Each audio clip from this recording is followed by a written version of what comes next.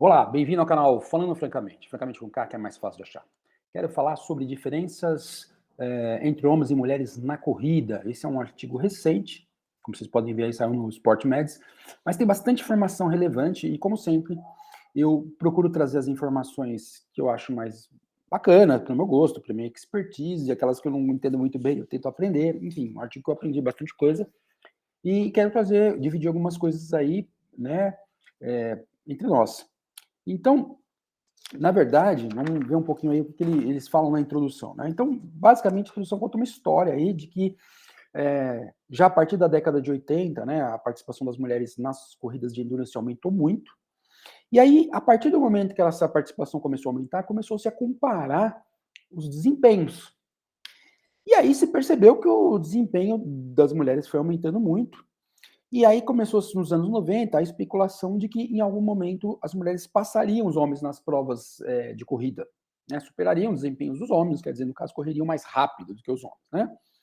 Inclusive, em 1992, dois autores, Whippy e Ward, em 92, eles propuseram que as mulheres provavelmente superariam os homens a partir de 98 na maratona, né?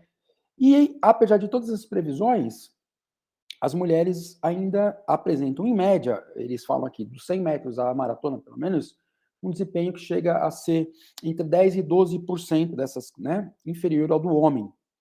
E aí eles vão discutir por que que acontece isso. Então eles vão discutir as diferenças que existem em termos bioquímicos, biomecânicos, de substrato, de tipagem de fibra, etc. Tentar entender o que que difere, né, de termorregulação entre os dois, né? Então, ele fala aí que, no caso do sprint, tem uma diferença ainda de pelo menos 10, 12%, e que aí ele fala que, se você pega a diferença maior, por exemplo, entre 100 e 200 metros, a distância entre os melhores homens e as mulheres é ainda em torno de 17% em favor dos homens, dependendo de algumas corridas, é até de 20%. Bem, e aí eles falam uma coisa que é interessante, que é assim, né, que essa tendência existe, né, mesmo nas provas consideradas mais difíceis de ultramaratona, na Badwater, que acontece nos Estados Unidos, né, na Spartat, que acontece na Grécia, as mulheres ainda costumam ser em torno de 20% mais lentas, né. Aí eles falam que essa diferença, ela também acontece, depende da forma que você relata. Por exemplo, se você pega nessas provas aí acima de maratona, essas ultra endurance mesmo, e pega a participação geral, muitas vezes você vê que as mulheres, na média, passam os homens, tá? Na média, passam os homens. Mas aí eles dizem que provavelmente inclusive algumas provas, nessas provas que as mulheres superam o tempo, o recorde dos homens, é que provavelmente os homens melhores naquela prova, naquele momento, não estavam participando. Mas quando você pega, então, ou seja, quando você pega os melhores da modalidade, mesmo essas provas de 100, 200, melhor homem, melhor mulher, a diferença de tempo se mantém, né? Então, não está contraditório com o que foi dito em relação à introdução do vídeo. Porém, quando você pega a média de participantes, muitas vezes, né, assim, na média dos participantes que não são de altíssimo nível, muitas mulheres superam os homens, tá? E aí, eles começam a dizer algumas coisas aí que pode explicar essas diferenças, né, de corrida. Então, por exemplo, isso precisa ser estudado com mais tempo, né, a participação às vezes da mulher é menor, mas de modo geral eles observam que o desempenho tem essas diferenças. Então aí eles dizem o seguinte, bem, quando se trata de corrida de longa distância, a grande discussão aí é o VO2, né?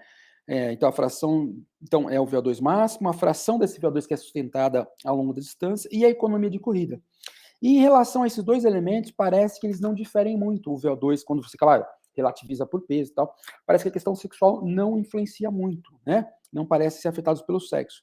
Então, nem o VO2 máximo, nem a fração do VO2, quer dizer, perdão, o VO2 máximo é maior no homem, tá? Mas quando você pega a fração do VO2 sustentada, a VO2 máximo absoluta é no homem, mas quando você pega a fração do VO2 que é sustentada na prova, não tem diferença, a economia de corrida também não. Então, como o VO2 ainda é considerado o principal fator para explicar essas diferenças, né, entre algumas mulheres, considerando o fato também que as mulheres têm uma maior porcentagem de gordura, tem um hematócrito menor, né, então, o VO2 relativado para o peso, você consegue entender. Né, então, a maior porcentagem de gordura também, hematócrito menor, são menores, né. Então, como essa diferença parece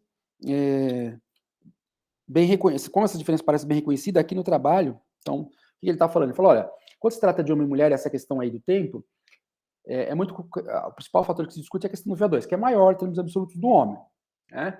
Mesmo quando você relativiza ele, a questão aí que aparece, por que tem a diferença, é que as mulheres, por exemplo, têm uma hematócrito menor, tem uma porcentagem de gordura maior. Então, as mulheres é como se estivessem carregando, por exemplo, mais peso morto, né? Mas como essa coisa do VO2, economia de corrida, parece que não são tão discutidas, a questão de quanto eu mantenho, qual percentual do meu VO2 eu mantenho, economia de corrida não parece diferente. Então, aqui no trabalho, eles resolvem discutir sobre aspectos biomecânicos, economia de corrida e alguns aspectos fisiológicos, né? Então, eles alertam para que essas diferenças aqui, de modo geral, são discutidas quando não há fadiga, mas ele vai falar um pouco de fadiga lá na frente. Então, aí eles falam, por exemplo, em termos biomecânicos, parâmetros espaço-temporais, né? Que foram estudados em termos de velocidades de 7,5 a 24 km por hora.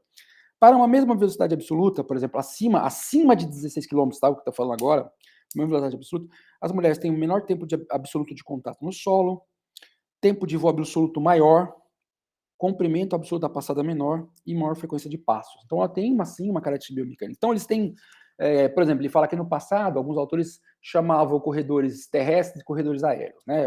Em função do padrão de corrida e tal. Mas isso é um padrão muito subjetivo. Então, por exemplo, eu aprendi, eu não sabia, existe um negócio chamado Dutch Factor, que é a porcentagem do tempo na corrida passada com o pé no chão, né? O tempo dessa passada com o pé no chão. Então, e aí as mulheres têm um Dutch Factor menor, por quê? Como elas têm o menor tempo de contato e o maior tempo de voo, então elas têm, e esse Dutch Factor, justamente a porcentagem do tempo que passa no chão, elas têm menor. E aí ele diz que isso é uma forma de dizer, é uma forma objetiva de dizer o que se falava antigamente em relação à aéreo e terrestre, né? Quer dizer, então, uma forma mais objetiva, e além disso, eles dizem que as mulheres não são simplesmente cópias em miniaturas, em pequena escala do homem, né? Vamos pensar numa biomecânica menor, na função das alavancas ósseas, então que não é, independentemente de ser menor, quando você ajusta para tamanho, tem essa diferença, tá? Então, aí ele diz, por isso que eu falei dos 16 km, ele fala assim, essas diferenças parece que vão minimizando, vão diminuindo entre 10 e 14 quilômetros, tá? Parte dessas diferenças, então, é explicada pela menor porcentagem, pela menor proporção, ou diferenças proporcionais das mulheres, tá? Aí, então, ele fala ali de parâmetros espaço-temporais, agora ele vai falar de parâmetros da cinemática, né? Então, a maioria dos estudos convergem para o fato que existem diferenças no quadril e no joelho. Então, vocês vão ver que tem a figura. Então, basicamente, ele fala aqui que as mulheres elas têm mais uma tendência a realizar mais movimentos fora do plano sagital, né? Então, lembra, plano sagital do Sagitário, do símbolo, daquele, como é que é? Do Centauro, né? Sagitário, é o Centauro, e a flecha vai nesse sentido, né? Então, o plano sagital nos corta nesse sentido. Então, pelo que eu entendi, elas devem realizar mais movimentos. E realizam, né? Porque elas fazem mais abdução do quadril, rotação externa, abdução do quadril, rotação externa do quadril, e isso também acaba influenciando o joelho, o ângulo de flexão do joelho e a forma de bater o pé no chão seria ter menos eversão. Tá? Então, aí eles, né, o quadril, explicação seria o quadril mais largo e talvez mais fraqueza lá do glúteo máximo, médio, mínimo, do tensor da face alada, quanto a os abdutores do quadril, e na rotação interna, do piriforme, do gêmeo superior e inferior, do orbitador interno e externo e do quadrado femoral, tá? Mas aí, então, as mulheres basicamente têm uma maior abdução do joelho e maior eversão do pé, tá? Claro, quando o pé está no chão, né? Então, diferenças cinemáticas ali pode explicar a diferença no joelho. Então, isso aí. Uma coisa que ele fala por último, de questão cinemática, que estava aqui, é que eles estudam um pouco a questão da massa dos seios. E já tem um outro trabalho que fala que, às vezes, uma massa maior do seio pode ser prejudicial para a dinâmica de corrida. Aí, eles falam lá de cinética e tal, mas, pelo que eu entendi da cinética, não tem aí um consenso. Aí eu fui, então, para a questão da utilização do substrato. Aí, utilização do substrato, basicamente, é aquela ideia de que as mulheres oxidam mais lipídio, menos carboidrato e menos proteína que os homens, né? Pelo menos até a diferença de 120 minutos. Ou seja, basicamente, ele está dizendo aqui que as mulheres têm um efeito esperma, um efeito poupador de carboidrato em função da maior oxidação de lipídio numa mesma intensidade relativa, ok? Então, as mulheres têm maior flexibilidade metabólica, elas usam mais gordura em intensidades mais baixas E tem também, não só a intensidade mais baixa, mas se você pegar a razão de trato respiratório, o quociente respiratório delas lá, elas têm uma maior, elas conseguem usar gordura em intensidades maiores. Então, elas têm elas oxidam gordura no maior percentual mais alto do VO2 do que em relação aos homens, né? Então, a maior flexibilidade metabólica observada nas mulheres constitui a diferença sexual específica, que depende de vários fatores, entre eles a maior sensibilidade muscular esquelética à insulina, né? E elas têm mais lipídio em comparação aos homens. Então, ele até fala aqui em algum ponto que homens e mulheres não têm praticamente diferenças em relação à quantidade de glicogênio. Claro, o homem tem mais porque tem mais músculo, mas não por grama ali não tem. Mas em relação ao tecido, ao ácido graxo intramuscular, as mulheres têm mais e elas também têm mais ácido graxo circulante. Aí ele começa a falar, essa coisa da acessibilidade tem a ver muito com os hormônios esteroides. Então ele fala do 17 beta estradiol, do receptor alfa que eles ligam, né? Então isso explicaria, por exemplo, a questão. Então, os hormônios femininos, essencial, né? Sensibilidade maior à insulina, então, maior utilização do substrato endurance. Aí ele fala, né? Aí eles comentam, por exemplo, altas concentrações de beta-estradiol estão ligadas à economia de glicogênio, menos produção de glicose no fígado, menos gliconeogênese, menos glicose no músculo, portanto, maior uso de lipídio, tá? Então, é o que eu falei, mulheres não diferem em relação aos homens ao estoque de glicogênio, mas o lipídio intramuscular é maior e é maior a utilização de gordura. E aí, muito interessante também que ele fala, inclusive, olha só, em relação, eu marquei aqui, que eu achei interessante, em relação ao estoque de gordura, as mulheres intramusculares, as mulheres têm cerca de 2,8 vezes mais gordura em média, segundo um autor lá. É quase praticamente arredondando 3 vezes mais gordura intramuscular. E aí, ele fala uma coisa interessante também, que as mulheres têm uma área relativa maior de fibras de tipo 1. Então, se você pegar na musculatura da mulher, parece que as mulheres têm uma área maior de fibra, né? Dentro dos músculos das mulheres, parece que elas têm uma área maior de fibras do tipo 1, que são fibras especializadas justamente em utilizar aí os ácidos graxos. Então ele volta aí, um outro item, então ele está falando agora de substrato, ele volta a falar de economia de corrida, que ele já tinha alertado lá em cima que não dá diferença, mas ele fala alguma coisa, né, que a economia de corrida depende de fatores fisiológicos, bioquímicos, anatômicos e neuromusculares. Então ele fala que a função neuromuscular e biomecânica são frequentemente mensuráveis, sem fadiga. Então, desses aspectos aqui, a parte neuromuscular e a parte biomecânica, que a gente estava falando algumas coisas ali da passada, da inversão do pé, da tendência a fazer movimentos não no plano sagital, né, do quadril ter abdução, rotação externa, etc., acontecem geralmente em contexto de laboratório quando não há fadiga, né? Aí ele fala um pouco o que é a fadiga central, né, a fadiga que vem lá da inferência, do sistema nervoso mandando impulsos para a musculatura esquelética e que pode ser entendida, por exemplo, como uma proteção do organismo, tentando barrar ali, causar, né, o músculo interferindo ali na fadiga periférica. E aí ele comenta que a fadiga central é mais comum em longas distâncias e menores intensidades. Já a fadiga muscular e a fadiga periférica seria uma fadiga mais comum em contexto de alta intensidade e curta duração. Tá? E aí eles vão falar um pouco sobre isso. Então eles vão falar assim, ó, por exemplo, a mulher tem menos força, menos potência que a gente conhece, mas ela tem mais resistência à fadiga isométrica. Olha que bacana, as mulheres têm mais resistência à fadiga isométrica, e depois de teste de fadiga isométrica, quando elas estão fadigadas, elas perdem menos força e têm menor fadiga periférica na exaustão, comparativamente aos homens, claro, né? Aí ele fala da questão da massa muscular das mulheres. Mulheres parecem ter mais fibra do tipo 1 para músculos envolvidos na locomoção e atividade da vida diária. Olha que interessante. Daí a característica de resistência, né? Mulheres parecem ter mais fibras do tipo 1 nas mesmas musculaturas posturais e da vida diária em comparação aos homens, né? E além disso, a mulher, olha que bacana, ela recupera mais rápido da fadiga, segundo alguns trabalhos, né? Então, por que também o pessoal acha que é isso? Porque tem menor perturbação metabólica, né? Então não tem tanta fadiga, então a aferência lá feita para neurônios do grupo 3 e 4, aquela coisa que vão lá e tenta impedir a contração muscular, a coisa da fadiga, é menos acionada porque teve menos perturbação metabólica, não teve tanta fadiga, né? Então, talvez até se a gente pensar em atividades mais rápidas, teria menos utilização de glicólise, claro, usa menos carboidrato, menos hidrogênio e tudo mais, né? Então, aí um outro ponto que ele fala, que é mais conhecido, esse eu já conhecia mais, que é justamente da questão do dano muscular e da dor muscular de ocorrência tardia. Ele faz 2 avisos que são bem bacanas, que vale para a gente entender, que é nem o grau, nem o tempo do dano muscular induzido pelo exercício, per se, coincidem bem com a sensação de dor muscular de ocorrência tardia. Isso é um fato.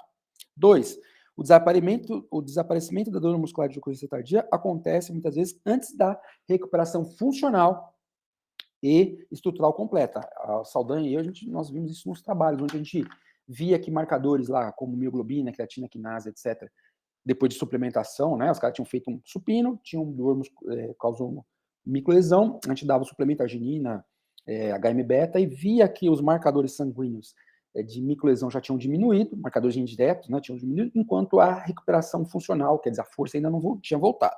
Mas aí eles vão falando assim, ó, por exemplo, que as mulheres, né, parece que tem menos quebra de proteína, menos lesão muscular do que os homens em função dos estrogênios. Isso aí se explicaria por quê? Porque os estrogênios teriam, por exemplo, efeito antioxidante, parte dos danos são feitos por questão antioxidante, eles atuariam também como estabilizadores da sarcolema da membrana muscular, isso também ajudaria a menor extravasamento de substâncias internas que a gente mensura, e que a ligação dos estrogênios lá aos receptores atuaria como uma cascata, atuaria numa cascata, já promovendo o processo de reparo muscular, de regeneração ali, inclusive nesse processo de regeneração, promovendo maior proliferação, ou mais rápida, maior proliferação, de células satélites, que vão fazer essa recuperação aí. Tá? Aí eles falam de outros fatores, uma parte menor, termorregulação.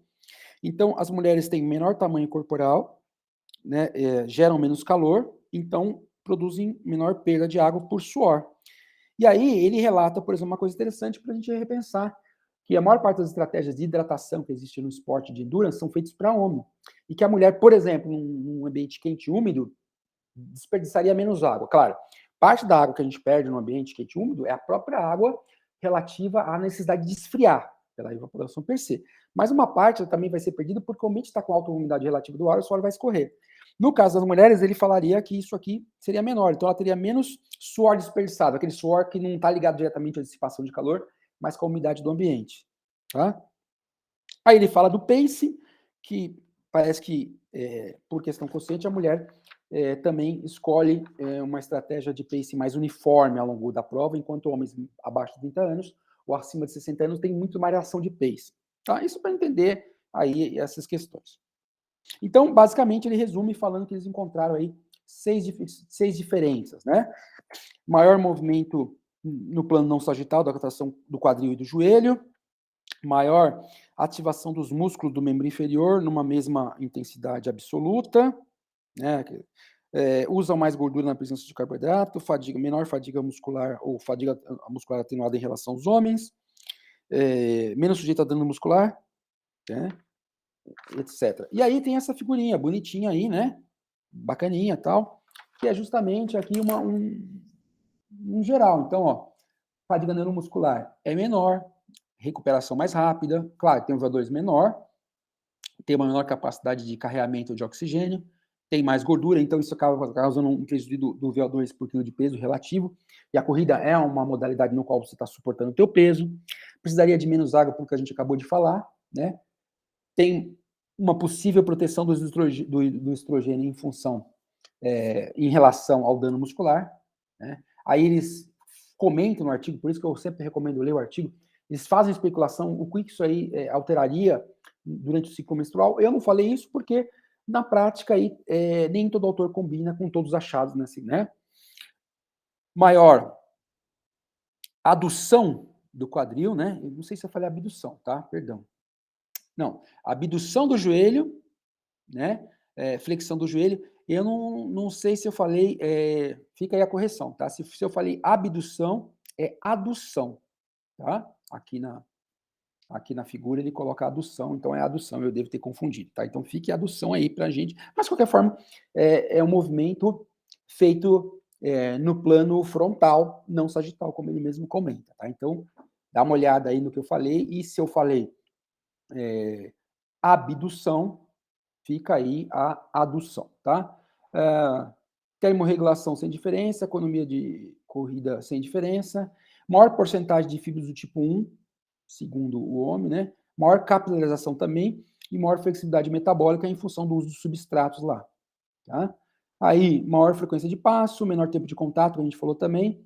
Ah, aqui está falando sobre menor rigidez tendina, né? Por exemplo, tendão calcâneo. E a gente falou, por exemplo, que no vídeo que eu comentei do trabalho lá, da exercício de força, se ele aumentar, quando ele aumenta a atividade, o metabolismo da atividade aeróbica, se isso era uma quebra do princípio da especificidade. E lá, por exemplo, eles falam que um dos mecanismos por quais o treinamento de força ajuda na economia de corrida do exercício de endurance, claro, economia de corrida, alterando aí a rigidez do tendão, tá?